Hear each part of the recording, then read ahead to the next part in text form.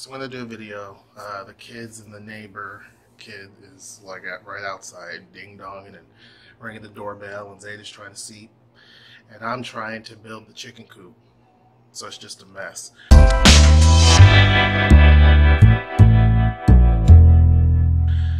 But anyway, chicken coop, by the way, should be completely finished. I just gotta wait on Noelle to get here to bring the netting to finish the bottom section piece, and then that's it. Add on some latches and a couple of hinges, and we're done. I wanted to talk about the where to live in Seattle. What neighborhood should you live in? One of the big things I guess people don't quite understand is that most of Seattle is very safe. It's not like a lot of big cities. You know, when you go to some of the big cities here in the country, I'm not going to spit out a name of a city because people might get offended, but if you go to some of these bigger cities, I've had cab drivers tell me, don't go down that particular street at nighttime, or, you know, I'm going to avoid going this way because, you know, it's kind of rough at night. There's really nothing like that in Seattle. Now, don't get me wrong.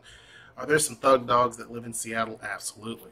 Are there people who are committing crimes all the time in Seattle? Yes. But by and large, you don't have the volume of crime in Seattle as you would in most of the other cities in the country. You know? So that's the first thing. Second thing is, what neighborhoods? Well, I mean, that depends on what you're looking for. You know, the big thing you got to understand is affordability is going to be one of those big things that's going to block you from a lot. If you're able to afford, excuse me, I just drank a Coke. If you can afford to live anywhere and money's not an option, then, you know, you have a lot to choose from. But like most people, you're going to have some restrictions there, and rent prices are very pricey in Seattle. Home prices, as you've known from many of my videos, are very expensive in Seattle. So you have to be very strategic in where, got tongue-tied. You have to be very strategic in where you're going to live and what you're looking for. How far is your job going to be from where you're going to be living? How far is your school going to be from where you're living? All of that type of stuff is very important. So you need to make sure that you list out what's more important to you. Then from there, what neighborhoods?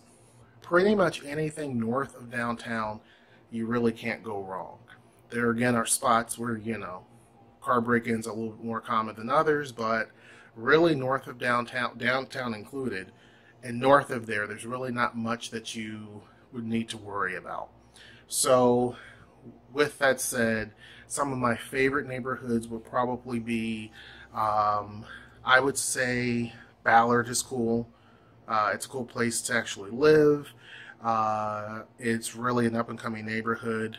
The Greenwood area is a nice place to actually live. Wallingford, which is basically more homes, but that's not a bad area. It's really, really nice. University District area, very active, so it's a lot of young people that live there. And prices back when we first got here weren't that bad to live there, but now they're climbing up. Some folks like Queen Anne. It's okay. You know, it's all right. Let's see, what else? Yeah, Fremont. A lot of unique, eclectic things there in Fremont. I mean, there's so many places, you know. And then if you want more of a city vibe, then there's Capitol Hill, which is a neighborhood in Seattle. So, and I did a video about the Real World House, which was in Capitol Hill. Yeah, First Hill. When you're looking at First Hill, you're looking more into the core of downtown, close to Pike Place Market and things like that. So that would be what I would say in terms of just some of the cool neighborhoods. Now, outside of Seattle that are still cool neighborhoods, or cool cities, I should say, because they're no longer neighborhoods, would be Edmonds. That's a great place. Shoreline is also great, and Linwood. All of those are pretty much right in the same spot.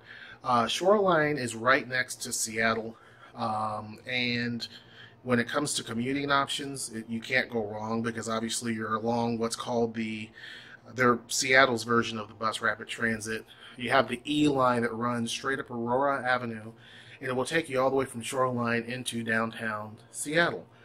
Edmonds is also a nice neighborhood. It's very quiet and quaint. Pretty cool place to actually live.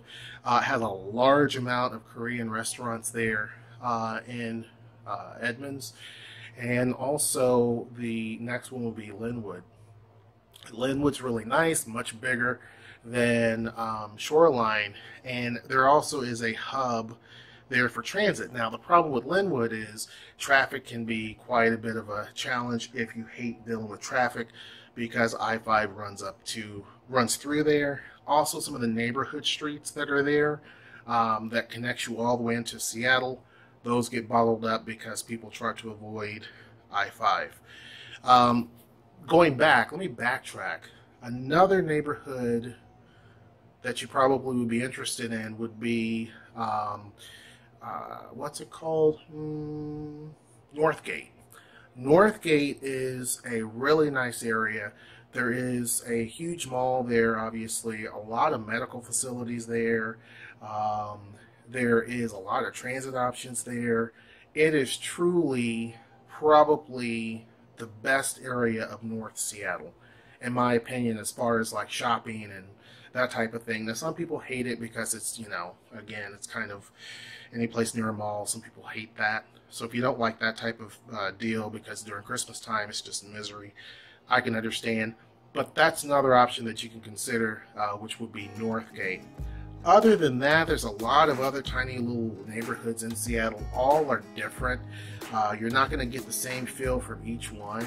Each one's going to have a different atmosphere, different group of people, different types of stores and shops. I mean, they're kind of custom made.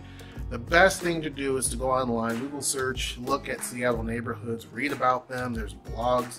They're all over the place that talk about what's unique about those different neighborhoods. Some people may not like Fremont. They may not care for the Fremont Troll that's under the bridge, the big concrete troll. They may not like the fact that people bicycle naked during certain times of the year. That's very true. We actually went our first year here, summer solstice, and they were bicycling naked for a while, men and women too. So anyway, that's it. Hope that was helpful. The biggest thing with Seattle and these neighborhoods is car break-ins, as I mentioned. It's kind of a Pacific Northwest thing. Break-ins in cars happen quite often. Make sure you don't leave any valuables where they shouldn't be. Make sure your doors are locked, that type of thing, because a lot of times people don't lock their door and someone just opens the door and have fun. Anyway, hope you enjoyed this video, and until next time, I will see you. Take care.